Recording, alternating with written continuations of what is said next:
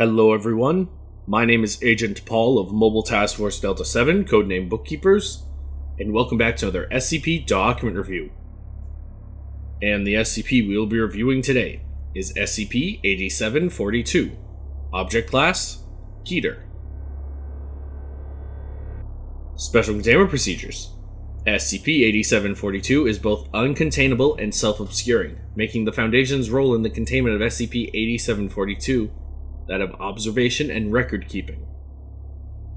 Disappearances tied to known factors of SCP-8742 are to be investigated by Specialized Task Force Row 7, codename Rock Bottom, in order to curb suspicion.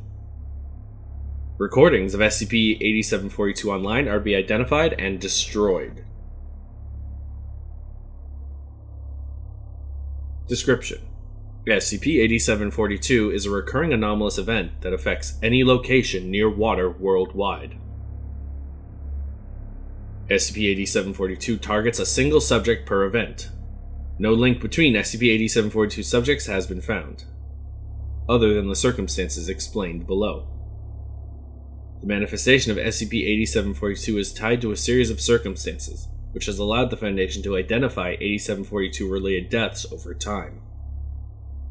These circumstances are listed below. SCP-8742 events will only occur between the hours of 2 and 5 a.m.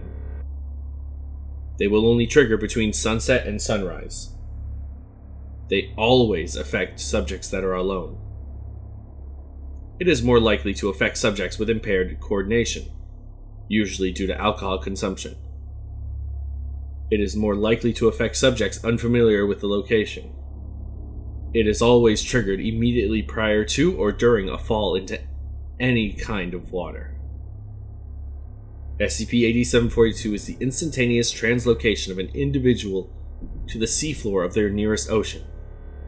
The sudden shift in pressure will inevitably destroy the subject instantaneously, although their skeletal system will remain on the seabed due to the effects of a minor secondary anomaly that allow them to withstand the pressure. Addendum 8742-A, Log of SCP-8742 Event. The following footage was taken in Venice, Italy, on July 6, 2025. And here we have a video log, dated July 6, 2025. Recording start. The video camera is perched on the corner of a building, facing the canal below. There is very low visibility, provided almost exclusively by the few remaining lights on both sides of the bridge. The canal disappears into the dark. A voice can be heard on the recording, growing louder as a man enters the frame. The Foundation records identify him as 22-year-old Walter O'Hara. He stumbles onto the street and stops short of the canal. Last night I drove to Mumble City, I thought about you. You were standing on the road, yelling at stop signs. The speed limit kept decreasing by 10. The singing stops as he receives a call. He steadies himself on a nearby trash can and breathes in deeply. He puffs out his chest before answering the call. He smiles. "Talk to me, brother." "Oh, dude, don't worry about it. It was gas. We had fun, didn't we?" He pauses for a moment to hear what the person on the other line says. He looks around before replying. "Yeah, man, I'm already at the hotel. Don't sweat it. Talk to you soon, big dog." He hangs up. He looks around for a bit, then takes out a single cigarette. He smokes a third of it before coughing, dropping it on the ground and stomping it out. There's silence. "Throw your arms and throw your arms around me." He walks over to the bridge, a quarter of the way through. He stops to look at the canal, takes out his phone again, and dials a number. He puts the phone on speaker, and then puts it up to his ear. Anyway, he is swaying. The phone rings. He stares ahead as it rings. The call does not go through. He sends a message and resumes walking. Halfway through the bridge, he stops to take a picture of the sea. The phone rings and he answers it. puts the phone on speaker, and puts it up to his ear again.